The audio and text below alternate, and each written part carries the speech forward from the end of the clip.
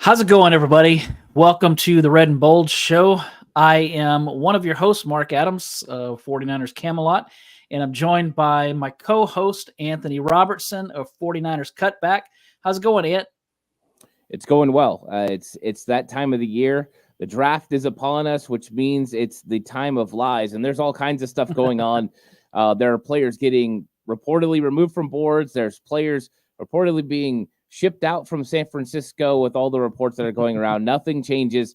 All I know is that once we lock into the draft, it's going to be a lot of fun because I think there's going to be a lot of movement early on in the draft, which is going to be fun. Doesn't really affect the 49ers until we get to the later part, but this has all the makings of one of those exciting times. Whenever you throw in a bunch of eligible quarterbacks, teams act a little funny, and that makes it fun. Yeah, that's true.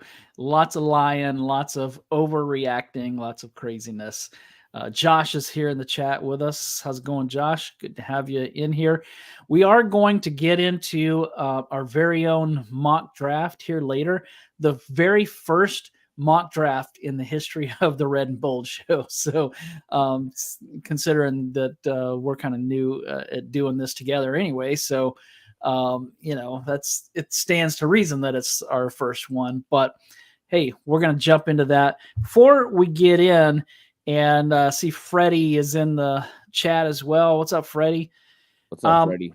Wanted to discuss just for a few minutes the things that John Lynch said, and also a few things that Fred Warner said as well on Monday.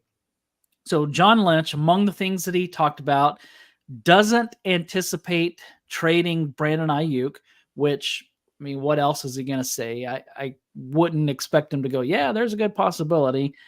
He said that Ayuk has not been present for the offseason program. No big surprise there, so that's nothing to fret over. He said that the 49ers have received calls about him and other players as well. Again, it's the season of lying.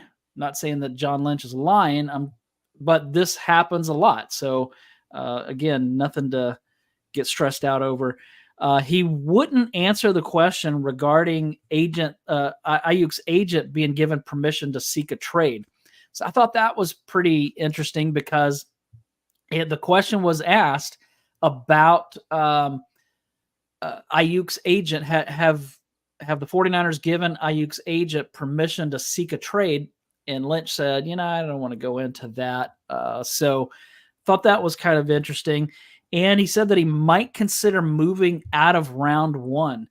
I think that by and large, the fan base is going to hate that, especially because the 49ers have been without a first-round pick since 2021 when they drafted Trey Lance. What did you think about Lynch's comments? Anything in particular jump out to you? Not really. I think when it came to the way that he was handling the situation with Brandon Ayuk, it was very similar to the way that they handled the Deebo Samuel situation before that draft. And I think it was very clear the same way it was with Deebo. It was going to take a lot to be able to change their mind about keeping their player. He said he wants to see Brandon Ayuk play in San Francisco for the rest of his career. And I think Brandon Ayuk has echoed that, through other channels, his brother saying that. I think they want to get something done, but with all players and with all things, you listen to what somebody has to say, because every once in a while, a team comes through with some offer you weren't expecting. They covet that player so much, they're willing to give you a huge haul. So he's saying the right things. He's doing the right things. This is what general managers have to do at this point of time, because as much as you want to be a guy that's transparent, you also want to respect the agent. You want to respect the player and not speak on things, not speak on their business.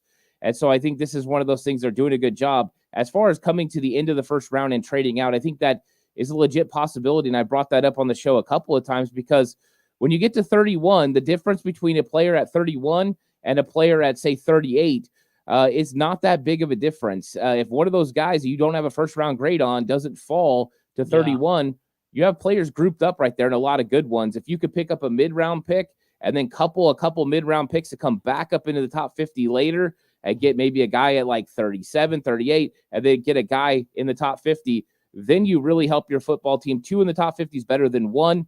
And so I think the 49ers could possibly do that. I like that angle a lot. So being willing and pliable to do that is exactly what you have to do as a GM. Yeah, Freddie asked, any idea how much BA is asking for 25-30? What the Lions gave St. Brown a new contract today. I think that's for like 30 a year. So if Ayuk was in the 25 area, he's now in the 30 area. That's my guess, because I would say he's a better receiver than St. Brown. I don't know if everybody would agree with that, but I think I would take Ayuk. So if St. Brown is getting 30, then I definitely can see Ayuk saying that he deserves that. I think what we need to look at too is the guaranteed money. That's the money that you really need to pay attention to. He got $77 million in guaranteed money. The 120 is a lofty thing. He's never going to see all 120 million. They'll rework that deal before he ever gets there. But 77 million is the number. And remember that Deebo Samuel, when he signed his new deal, got $58.1 million in guaranteed money.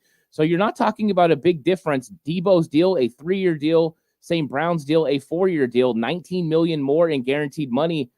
To me, a lot of people are saying this is bad for the 49ers. I'm looking at it guaranteed money-wise, like maybe the structure's there to get Brandon Ayuk to a contract that is around $77 to $80 million guaranteed. That's not too bad considering it just depends on length of contract. And that's going to be something important. But I don't think the structure was as crazy as a lot of people are making it sound. It's not as dire for the 49ers as it looks. Yeah, that's a really good point. Josh said 16 gold helmet guys and 22 first-round grades, Lynch said as well. So, yeah, that's good information that Lynch shared. He's always more transparent than I think most GMs are. And Kyle's kind of the same way. You go back to the bulky Harbaugh days. Those guys didn't tell you anything. They wouldn't tell you what they had for lunch. And so the current regime is definitely more open with the information that they share. But especially Harbaugh, man, that guy was so secretive. He didn't want anybody around. He was always afraid that somebody was going to get a competitive advantage over the 49ers. I miss Jim Harbaugh. I love Kyle Shanahan, but I miss Harbaugh. He just was, and I didn't cover the team back then. Now I do, and I think it would be a lot more fun to cover. Not that they're not great at giving us things to talk about, for sure. Here's what Fred Warner said on Monday. He was surprised by the Eric Armstead release. Said that he likes Nick Sorensen, the new defensive coordinator. He said that he did a great job with the ball sessions. He also likes that he played in the NFL. Said that he's a great leader, commands the room. I liked hearing that. Said that he knows the system. I don't know if that was a jab at the past defensive coordinator, Steve Wilks. I kind of doubt it. I don't see Warner taking a jab at him, but he didn't give Brandon Staley quite the same endorsement, but admits that he really doesn't know him that well. So anything in Warner's statements that jumped out at you? I definitely liked hearing him say that Nick Sorensen commands the room because we don't know Sorensen. We know Brandon Staley more than we know Nick Sorensen. And so hearing the star linebacker say that he's a great leader, that he commands the room, I really like hearing that. Yeah, it actually doesn't surprise me. I mean, just hearing all the things that the Seattle Seahawks players said about Nick Sorensen when he signed to come to San Francisco originally, they were very complimentary of him. So to me, this was a guy that made a lot of sense because when players are usually standing for you, it means you're doing something right. They trust you. They believe in you. And so Fred Warner coming out and saying that is a good start. That's exactly what you have to have when you're having a little bit of a change at the position. And let's be honest, last year was definitely a state of flux. I'm not sure the players were ultimately as comfortable with Steve Wilks and Steve Wilks' way of calling defense compared to what they had with solid DeMeco Ryan. So a return to that way and a glowing endorsement from your captain definitely gets you moving in the right direction. Fred Warner said the things that you expect him to say as a good leader. And I think that we're going to see a good relationship there. I do like, too, that he didn't blow smoke up anyone's behind about Staley. It's like, no, we're getting to know each other right now. This is real. And I think that there's going to be some good things that come from Staley. And Staley, because of some of the players that have come to the 49ers organization, I think the players are going to like him. And I think there's going to be a good relationship between him and Sorensen. So I'm actually very excited about what this incarnation of the 49ers defense could look like, including new wrinkles like Josh brought up, a 3-4 flare. Maybe there will be some little interesting things that are different compared to what we saw from D'Amico that will just take it to another level. I would love to see that from the 49ers defense. Yeah, I think it's exciting. I'm looking forward to seeing what they do on defense. Hopefully they get back to their style of play because the defense that we saw last year, early in the season, they were dominant. But, well, that's not entirely true. They were dominant. Gosh, I almost knocked my table over. They were dominant for much of the first year. I mean, that Rams game, what was that, the second game of the season or third game? I can't remember. But they couldn't stop Matthew Stafford and those guys. So there just seemed to be something missing last year, and I hope that they get back to that. And some of the free agents that they picked up make me think that they're getting back to that style of defense. And then the fact that they hired Sorensen to keep that system intact gives me some hope that they're going to get back to their ways. A couple of interesting things here. Let's see. I think it was this one. Spy Nick Danger said, trade Ayuk for multiple picks. Niners aren't paying Ayuk $30 million. So that's an interesting take. I don't know if they're going to pay him that or not, but I go down to, where's this other? Oh yeah, Josh here said trade Ayuk and you punt this season. They're not winning the Super Bowl without Brandon Ayuk. I don't think. I think they'll be a contender, but are they going to be the favorite to win the Super Bowl? I don't know about that. Yeah, I know everyone understands this is a business, especially within the 49ers organization and locker room, but you already had a big loss on the defensive side of the ball. Eric Armstead's gone, and, Fred Warner talked about that. He was surprised that happened. I think they would be as surprised or more surprised if Brandon Ayuk got traded and then he moved on, because there is a belief in that locker room that they can go win a Super Bowl. That's what's going to be their mindset. Trading players that can help you do that is not what you want at this time. You want guys that can come in and help. And one of the things John Lynch talked about is knowing that being cognizant of the fact you need to bring in players to help right now and in the future. And I think you got to really be careful trading players away and possibly losing your opportunities. You don't know how many opportunities you're going to have with this particular core. And I think getting rid of Brandon Ayuk in a trade could be a bad situation. But I think Spy Nick Danger's right. They don't want to pay him $30 million per year, but I think it comes down to guaranteed money. I think sometime they'll get it worked out somewhere around $27 million per season, maybe even $65 to $70 million in guaranteed money. I think this thing's going to get done. It's going to take a little bit of time. Yeah. Well, let's jump into our draft here. We talked about how this was our very first live draft that we're doing here on the Red and Bold Show. So the mock draft. So let's get in that. The 49ers have 10 picks Thursday, Friday, Saturday. 5. This is interesting. 5 of those, so half of the picks are compensatory picks. 1 is from the Trey Lance trade. And so only 4 are the original draft picks. So that kind of caught me off guard. I wasn't expecting to see, as I was writing these down, so many picks that weren't the 49ers' actual original picks, but they like to trade. They like to trade away. They like to bring in guys like Christian McCaffrey. They're never sitting back and just waiting for things to happen. They like to go make things happen. So let's get into this. I'm going to share your screen here. Let me see if I can find a better. I think we can see a little bit better here. So everybody should be able to see Ant's screen. So let's just jump in and see what happens. The 49ers' first pick is in the first round at number 31.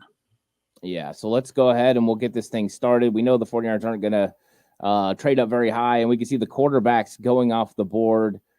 We get Joe Alt in the top 10. Now Fashanu, that's 2 of the offensive tackles. Brock Bowers goes. So let's see. We got Fontenot going there. Now Jared Verse. So there's 4 tackles, 5 tackles, not J.C. Latham, which is interesting. There he goes in the top 21. 49ers aren't going to trade up that far. So, I mean, Byron Murphy right now and Cooper DeJean are the top players. So we're going to let this thing run. I don't think they're trading up to get one of those guys. Byron Murphy goes there and Ladd McConkey. So we're going to get a trade offer from Pittsburgh. Doesn't look very enticing. I'm not getting anything. That's 20 picks. That's a long ways to fall. Now, New England pick 34 and a third rounder. That's not terrible because you could use that third rounder to come back up. But Carolina, 39 and 101. That's not bad. So you're going back 8 spots. So let's look at the board. And, I mean, we know we're not going quarterback. That's for sure. Wouldn't that be scandalous if they did that? Imagine the fan base. Yeah, and we got Tyler Guyton on the board, the offensive tackle from Oklahoma. I'm not as big a fan as him as a lot. Adonai Mitchell, I really like him a lot. I've taken him in a mock draft before. Now, this is where 49er fans love to live. Kingsley Suamatia out of BYU, the offensive tackle, Jordan Morgan, and Christian Hayes, but also Zach Frazier. So there's all these guys right here potentially that you could get if you're looking offensive lineman. I mean, to me, a wide receiver, Adonai Mitchell, is very hard to pass up here because he's a guy that I have a first-round grade on. And I think anytime you have a first-round grade on someone and they're there at 31, you have to be potentially ready to move on them. So to me, he's the number one guy, but I know a lot of people are going to be very interested in these guys here. I just don't think that these guys are first-round guys. Mm-hmm. Honestly, I think as far as offensive line, I don't think that they're first-round guys. I even Zach Frazier, even though I like him, I think he's a second-round guy. So I'm very, very close to just pulling the trigger on Adonai Mitchell, and just being like, you know what? Let's go. Let's add him to the fold. And then when we have wide receiver problems in the future, with Juwan Jennings moving on, well, next year you have, Adonai Mitchell. If you want to make a decision about Debo next year, you have Adonai Mitchell. I kind of like that pick. Mark, what's your thoughts on wide receiver at 31? I definitely think that is a possibility when we talk about next year. And I do think that the 49ers are going to, because you and I talked, if the 49ers draft someone in the first round who is going to be a starter in 2024, which side of the ball will they fall on? And we agreed that would be on the defensive side of the ball. So whoever they draft in the first round, unless it's a corner, or if they went safety, which I don't think that they would go safety in the first round, but if they do pick somebody that's going to be a starter, I would think it's going to be a corner. But I do like how this is kind of laid out, because I think that receiver is a sneaky need this season and a definite need next season. They're going to lose Juwan Jennings. They might move on from Debo Samuel. Because they're going to be paying Brock Purdy a buttload of money. And so I don't know what's going to happen to Debo. So I'm all for picking a stud receiver right here. Yeah, because I think if we take Adonai Mitchell, he's the number one guy on our board. At least for me, this would be the number one guy that I would have on the board. You can address cornerback later. There's guys in the second round you could get. Of course, we might be looking offensive line, but to me, this is one of those ones. This is a home run type player, a guy that can make big plays. I know that there's some teams that are questioning some things about him, but I'm not privy to that information. I just see a really good football player. So I think we're going to go ahead and go Adonai Mitchell with pick 31. All right. It's a done deal. Now we're moving through the board. Let's see how this thing goes. See if we have to trade up to potentially get someone. Zach Frazier just went. There goes Kingsley. So we're seeing some of the guys go off. Michael Penix Jr. is still available. Wow, poor guy's dropping like crazy. He's all the way to 50, and we've got him going. Patrick Paul goes. There's rumors he thinks he's going up. There goes Xavier Legette. He would be an option for the 49ers in the second round, but it looks like we're going to go. There goes Mike Sainer still. So that was the best nickel corner in the draft, and he just went at pick 59. And guess who? The Houston Texans. Makes a lot of sense, him going there with D'Amico. There are other corners, so trading up there might not have been the best move. So here's Minnesota offering a trade. They want us to give up 63 and 215 for 108 and 129. That's a steep drop. And then Houston wants us to drop as well and give us an extra third round pick. I'm going to push pause on those because I think there's some good players here. First off, I don't know how Michael Penix is still here, even though 49ers aren't going quarterback. But here's Rook Orhoro out of Clemson. Very nice defensive tackle. So you got good defensive tackles here. You got Rook. You got Chris Jenkins. We're not interested in Malachi Corley because he's a receiver, and we already went receiver. Here's Roger Rosengarten, offensive tackle from Washington. This would be not a complete reach. I think he's a third-round grade, but you're at the end of the third round, so he could potentially make sense if we want to address offensive tackle. And then there's some guys that I really like right here. Javon Bullard, safety out of Georgia, I think would be a dynamite player because he could come in and step in and play safety and some nickel corner. And one of my favorite nickel corners in the entire draft, Andrew Phillips, who might not be available at pick 94. So depending on what we do in this pick, we might have to come up from 94 and get someone else. And a lot of people in chat are saying get Rook. Rook is definitely one of the favorites. What's your thoughts, Mark? We talked about defense a little bit. You got Rook Orhoro. He's really athletic, good first step, big defensive tackle, 6'4", 300 plus pounds, or a Roger Rosengarten who Chris Verster just worked out last week. Yeah, that's a tough one because they're going to take a defensive tackle. I just believe that with everything in me, that's going to be something they're going to do. And we're looking at, again, I'm thinking next season. And so that defensive line that we're looking at this year is going to look a little different next year. So I definitely think that they could pick with next year in mind. Will they do it this high? I don't know. Boy, in the chat, they're kind of, there's some saying Rosengarten, multiple ones saying Rook. Most of them are saying Rook. So I would go with the defensive tackle. Yeah, they're definitely, going that direction.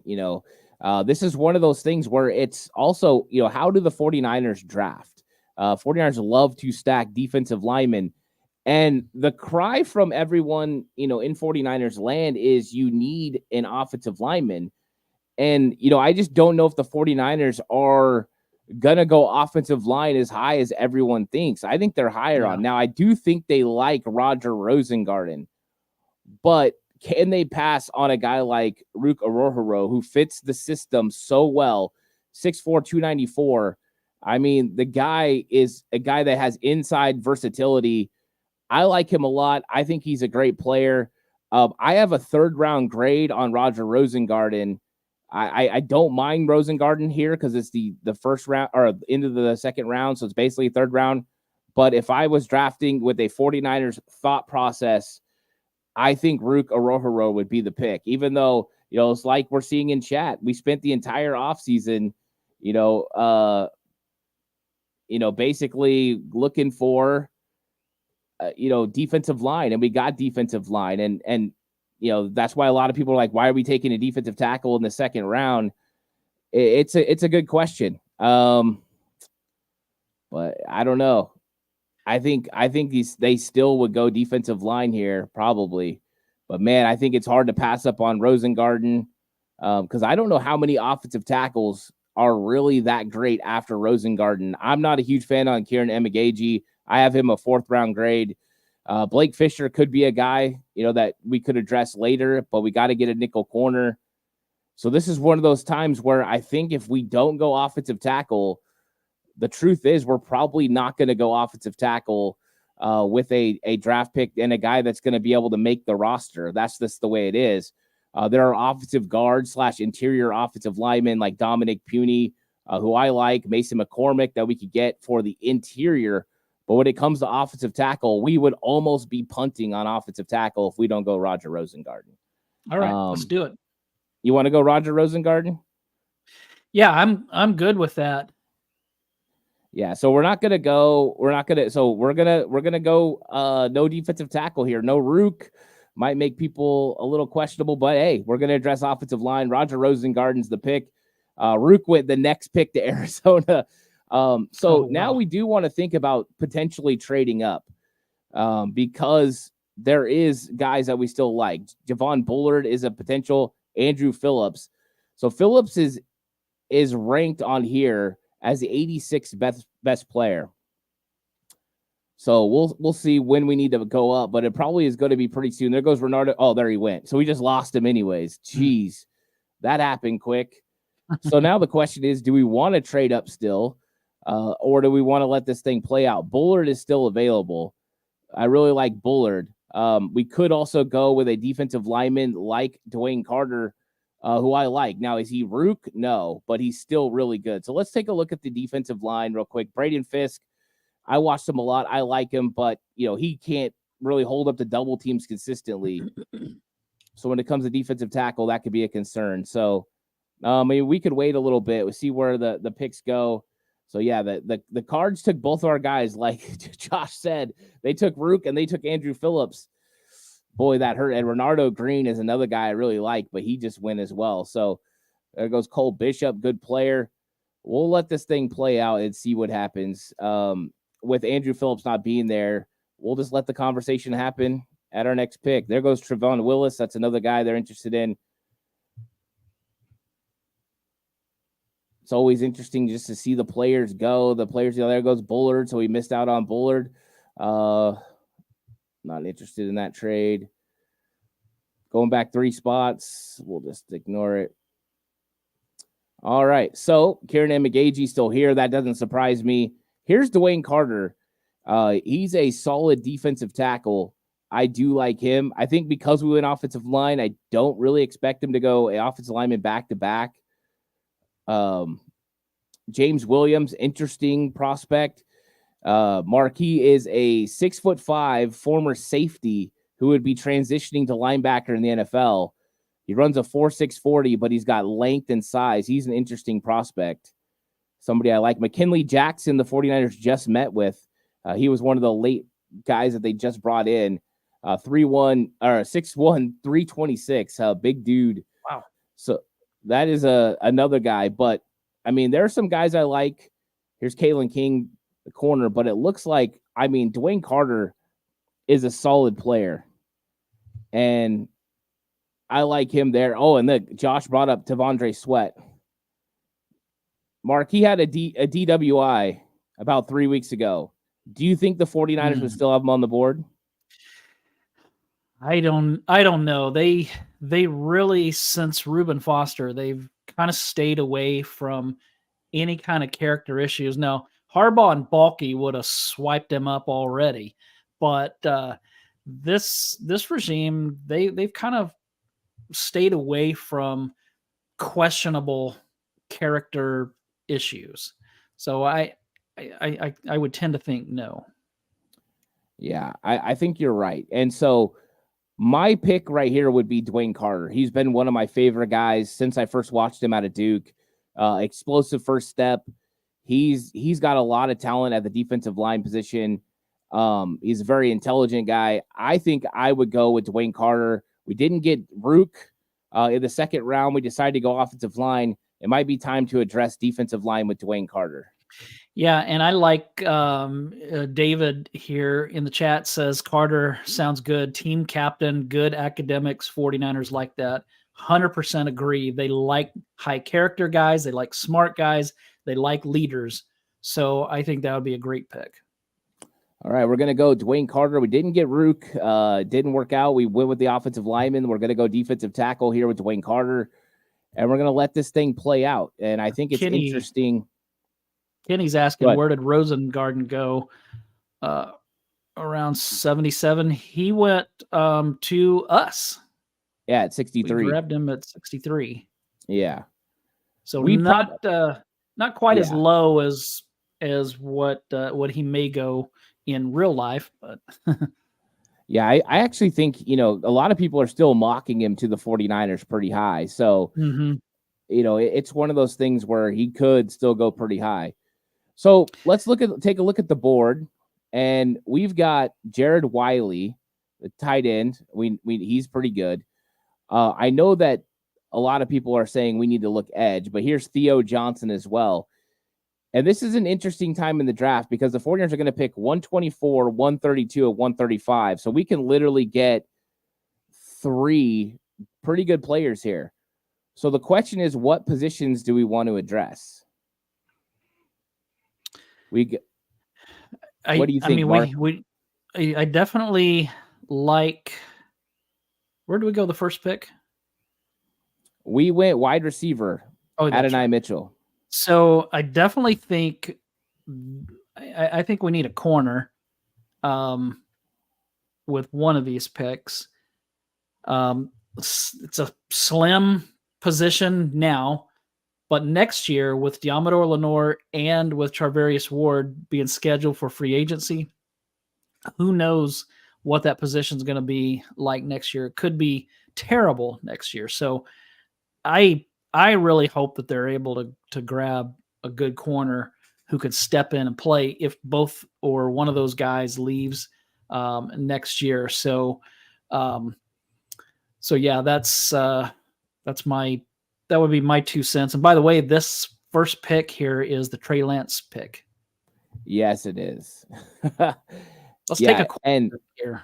You want to take a corner? Let's do it. No. Okay. I was joking that we should take a quarterback. Oh, quarterback. But no, I was kidding. Yeah. So as cornerbacks, there's a couple of guys that I really like on this list. I like Jerry Jones. He's an elite athlete, 4.3 speed, changes direction, very good. He's really good. And I like Elijah Jones, and Elijah Jones is jumping up a lot of people's boards out of Boston College. We could probably get him with the third of these picks. Jerry Jones is another guy that I really like. So he's a possibility. Then as far as edge, Josh loves Javon Solomon. He's been talking about him a lot, and we like Mohamed Kamara. Both those guys are elite. Kamara has 4.5 speed. That's his elite trait. I don't know if he's an elite player, but he has an elite trait. So he's got a possibility to be a guy that explodes there. Solomon's thing is he's short. That's the problem with him and the problem with Kamara. They don't have ideal size or speed. Same with Jonah Ellis. They're not guys that normally fit the traditional spot. So I think we could address defensive end. We could address cornerback, and we could address tight end with the next pick, because I think we could go linebacker later. I'm not sure that's a huge thing the 49ers need. So the question mark is, do we want to go, with one of those guys? I do like Mason McCormick, the guard out of South Dakota State, but I think we might need to go other places. So the question will be tight end Theo Johnson or tight end Jared Wiley out of TCU. So Wiley is 6'6", a smooth mover, but Theo Johnson is a more balanced tight end, but he's still 6'5". Both of them run crazy fast, athletic. Both can block. It kind of is one of those things. It's what you want. Now, the chat is saying Theo. What do you think, Mark? Theo, he's the more balanced of the two tight ends. Yeah, I definitely would go the more balanced of the two. So we're going to take Theo Johnson at pick 124, the Trey Lance pick, not a quarterback, but could be a nice addition for the San Francisco 49ers. So there goes Theo Johnson. There goes Zach Zinter. I like him. Kyrie Jackson, one of the corners, goes. Wiley goes. And then Jaheim Bell, the tight end Kansas City gets a tight end for Florida State. That's more like a big slot. So we know we have a couple of positions we still want to go with. We have Jerry Jones and we have Javon Solomon. Those are the two guys that we've been talking about in chat. And so there's potential there. I like Jerry and Jones, and I know you said we need to get a nickel corner. I would go Jerry and Jones out of the guys that are available. I think he's a solid fit in the nickel, but has the ability, 6 foot. He's got the ability to play outside if you need him. He's a twitchy guy with a little bit of work on his technique. I think he could be a absolute stud in the secondary for the 49ers. Yeah, let's do it. That's definitely a position that they need. All right, we're going to go Jerry and Jones, cornerback. There goes Hunter Nerzod. They were talking about him in chat a little bit. That's the center from Penn State. I know a lot of people want the 49ers to take center. I don't know. We might still address it. Miami's offering a haul for 135, 3 picks. I don't know if we want to address that. I don't think we really want 3 picks. I think we want to get an edge guy here. So let's look at the available players. We still have safety as well, because I would love to get my hands on a good safety. Wow, my safety, my Tyke Smith is already gone. I do like Trey Taylor, but that's later in the draft, so we don't have to worry about that. Miller Bradford's one of my favorite nickels, even though he's listed as a safety. So let's go to edge. Solomon's there. So, this is undersized central. Javon Solomon is about 6 foot, 6'1". Jonah Ellis, undersized as well. Xavier Thomas, 6'2", undersized. Muhammad Kamara, undersized, but speed guy. If you're looking for speed, those are your guys. Now, if you're looking for size, Gabriel Murphy, who's all the way down here, I guess 6'2", 247, another shorter guy. It's tough. So it's one of those things that comes down to Solomon. For me, I think it's Solomon or Kamara for this draft. I've already taken Jonah Ellis, so I don't want to take him again. So it's Kamara. This would be a little bit high for Kamara, but he's a 4-5 guy. What do you think, Mark? You want to go with a bigger, more physical Solomon? He's only 6 foot, 246.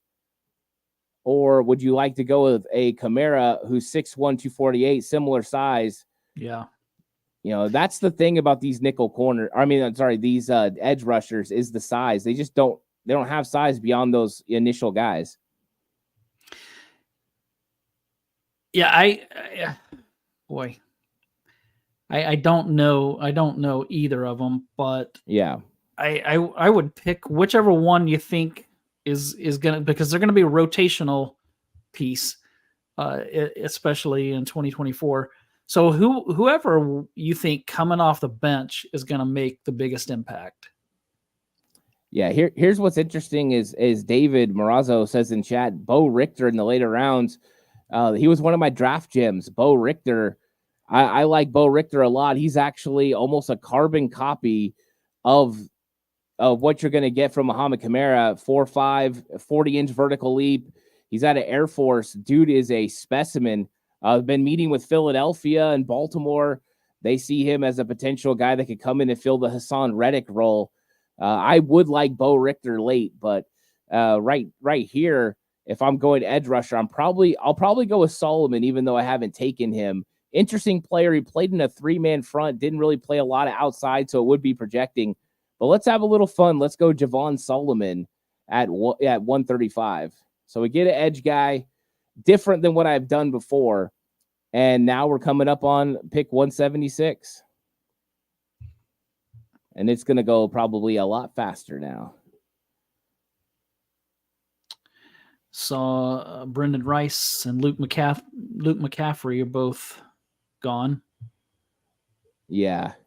That's the thing. They kind of fall off once you go like we did, wide receiver in the first round.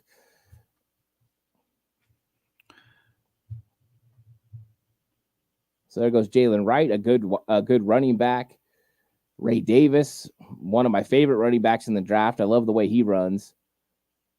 So here we are. We're coming up to 176. So we got Keaton Oladapo out of Oregon State.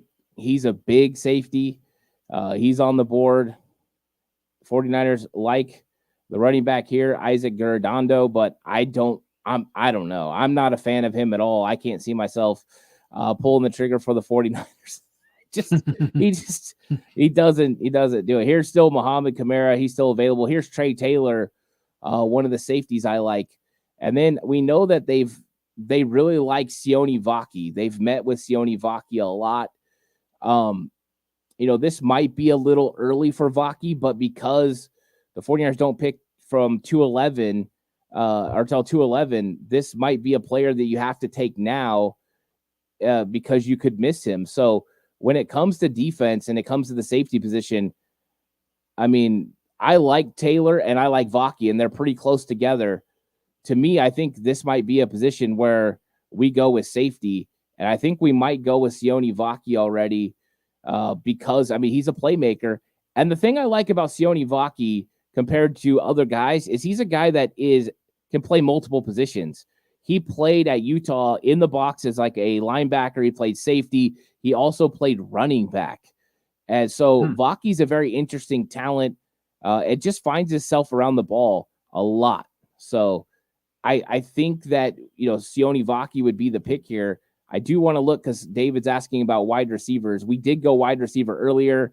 There's, this Jordan Whittington would be a guy that would be interesting. He's a lot like Jawan Jennings. Ananias Smith was one of my draft gems. He's got return game potential, 4'5", smaller guy, 5'9", 190 pounds. But those guys we could go with later. So I think it has to be safety, and I think it's going to be Sione Vaki. Yeah, definitely. I'm all in for safety here. They're going to draft a safety, I believe, and I think that they'll probably sign a safety as an undrafted free agent because we don't know what Talanoa Hufanga is going to look like coming back from the injury. Maybe he comes back to that all-pro level, or maybe he doesn't. Either way, he's scheduled to be a free agent after this season, so they're going to need to find another safety who could potentially start. Yeah, I agree with you. And that's the thing. Right now they have a hole at safety, so it has to be addressed. Where there's smoke, there's fire. They've met with Vaki a lot. I think he's an intriguing prospect. So ultimately, that's where we go. Even though my guy, Trey Taylor, this isn't about me, though. This is about the 49ers. And Trey Taylor probably would have been my pick because I really like him out of Air Force. But, that's what we're trying to do, a 49ers, lens. So let's take a look and see what's best on the board. We went safety.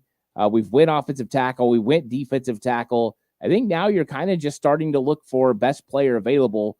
Interesting player here, Carson Steele out of UCLA would be a interesting running back choice here. He's big. He's almost 230 pounds, but he runs a 4.5 40, pretty athletic and catch the ball in the backfield. To me, he's a very interesting prospect. And this might be the time the 49ers actually start thinking about going with running back. Tillen Grable out of UCF, big old long guy, over 6'6". And then here's Austin Reed, quarterback I like. But here's Ananias Smith again. If we're looking for a return guy, this would be one of those guys, Mark. I mean, 5'9", 190 pounds. He's one of those guys that does stuff, in the backfield. He has experience as wide receiver and running back. He was one of my late round guys that I really liked in my Draft Gems episode. If you're going to go two wide receivers, we went with the big, athletic, crazy X. Maybe we go with a guy that has return game potential. Yeah, and David even said it in the chat that we need a returner, and the fact that he can line up in the backfield or line up a receiver sounds like a Kyle Shanahan kind of guy. So I think that might be a great pick. So let's go with Smith here. We got our potential return guy and a guy that, like Kyle likes, has a lot of position versatility. And then this is interesting because David brought it up that Steele could be a juice backup. And that is one thing I've thought about Carson Steele because they've had question marks about where he exactly fits. The 49ers have a roster spot at running back where they could potentially put a big physical guy like Carson Steele, who's just an interesting guy, but I think he needs to improve his blocking a lot to be a fullback, but he could be talented enough to take a shot at and bring him in and just see what he's got. I mean, 6 foot 230, but runs a 4.5. That's a lot of a size for a guy running. Makes a lot of sense as an H-back, fullback type player. So to me, he would be a guy that I think the 49ers could be interested in. They got bigger running backs already, Elijah Mitchell, Jordan Mason. To me, he would make sense too. Yeah, that sounds like a good pick to me. So we got that, and then they wanted me to look at edge real quick, and there are lots of edge guys. We can we'll address that at 251. We'll just go ahead and take the running back here. I like Carson Steele, so we'll do that. And then we got to wait till 251, and we'll make our last pick. We'll just see who's on the board. We could go edge rusher and get one of those guys if, one of these guys is available at edge. Gabriel Murphy's still available. He'll probably end up going before we get to pick, but he's a good selection. And then, Braden McGregor has got a lot of length. This was a guy who was a 5-star recruit, 6'5", 257. He's got a lot of size, has moved inside. He's an interesting guy. I like him as well. And we're going to get way down here is where you're going to find, some of the guys. The one guy that I like, and I don't even see him on here, Bo Richter. Maybe he got already. Looks like it froze. I don't know what's going on over here. Oh, I must have paused it. There we go. Somehow I accidentally paused the draft. Apologies to everybody.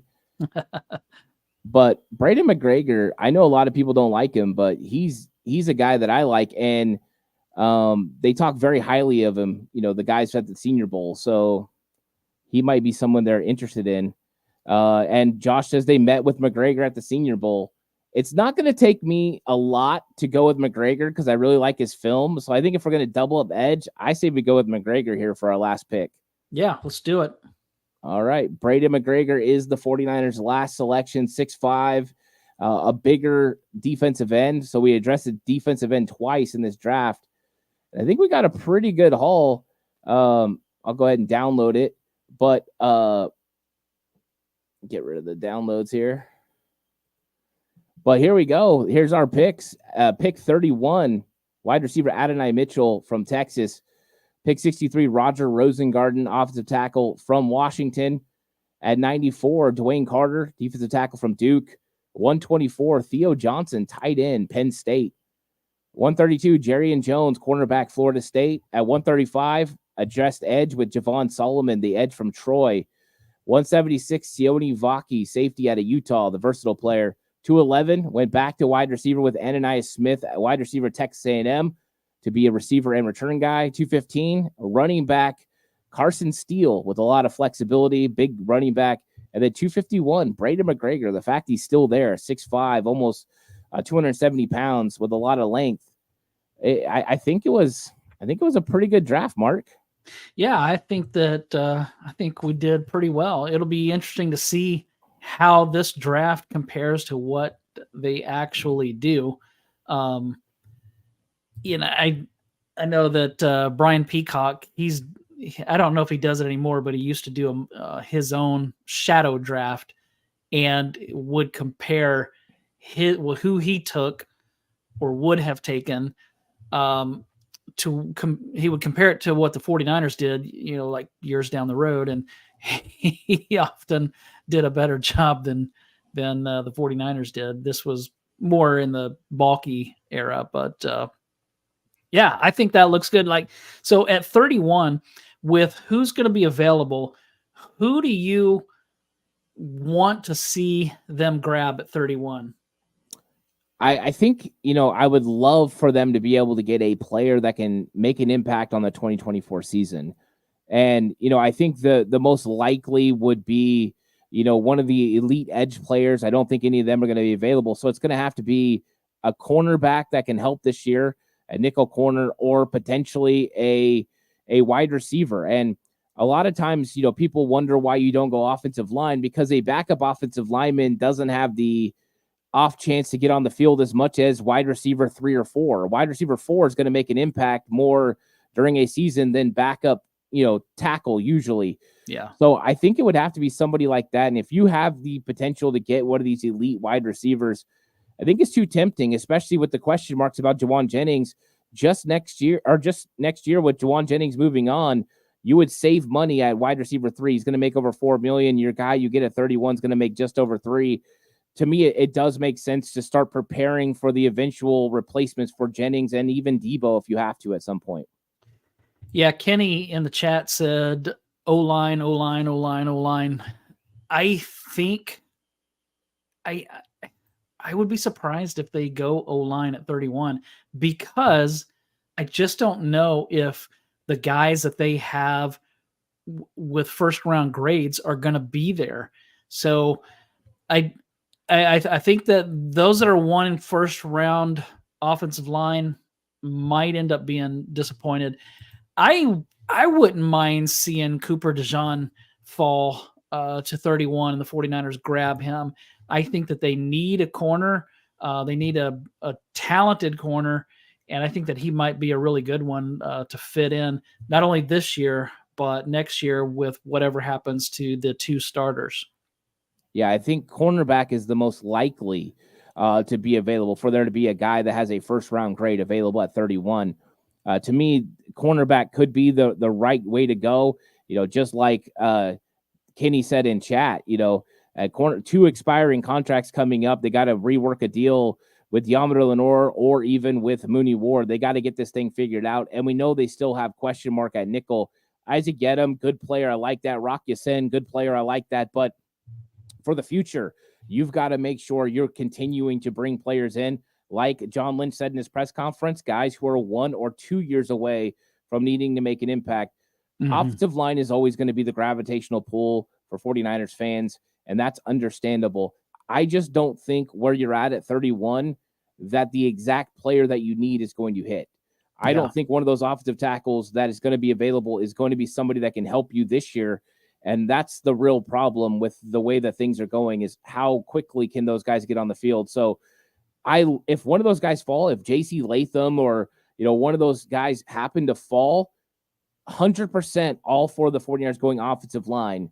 But if they don't, I don't really like taking that next group, Jordan, Kingsley. I like those guys later. And I think when you're getting into that, you might as well go with a guy like Roger Rosengarten later, who shows the extreme athleticism and is a good pass blocker.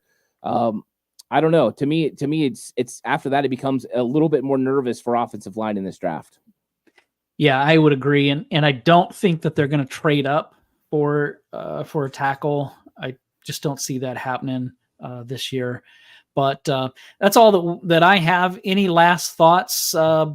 We're close to, let's see, we're 27 hours or something like that away from the start of the NFL draft. Any final thoughts that you have? Yeah, a couple of things. First off, this is going to be fun because we know what the 49ers are going to do. They're going to do something different than what all the fans want. So it's going to make for some interesting takes. So that's going to be a lot of fun. But the season really kicks off. I know that the league year started and the free agency, but this is where you finish filling those holes. And I think this is going to be really fun. I think everyone's going to get in the spirit of it. And if you want to watch the live stream live, I'm going to be on with John Chapman days 1 and 2 on 49ers Rush. So join me over there. We're going to be doing that. Of course, after I'm going to do my recaps and all that, but join me over there for days 1 and 2. And if you're a crazy draft person like me, day 3, I'm going to go live the entire time. So hop on over for day 3, a wild adventure. People have come in with me all the time. It's a lot of fun. So days 1 and 2, I'm with Chapman. Day 3, I'm on my own on 49ers Cutback. Come check it out. Yeah, and if you ever read anything that I write at 49ers Web Zone, you'll see that I have a couple of guys that whenever I need somebody to break down some film, John Chapman and Anthony Robertson are my go-to guys. So having those two team up for the draft, that's pretty cool. I definitely will try to check in with y'all at some point. So let's see. I just saw somebody, Lou, asking, did discuss getting a wide receiver because of the Detroit signing. Said he's late to the party here. Here's what we went with. Adonai Mitchell at pick number 31 was one of the receivers. Then we took Smith. I can't tell where he's at. That was I think that was pick 211. Yeah. So yeah, there it is, 211. So we did take 2 receivers. And we really didn't do it because of the Detroit thing. I still think that the 49ers get something done with Brandon Ayuk. So I don't think that he's going anywhere. But hey, that's all that we have. Be sure to check out Ant with John Chapman tomorrow and Friday during the draft. And we'll be back here a week from today discussing who the 49ers have picked and maybe even get into some of the undrafted guys as well. We may save that for a different day. But thanks, everybody, for joining us. Make sure you hit that subscribe button if you haven't already. We'd appreciate it. Looking forward to talking to you again next week. See ya.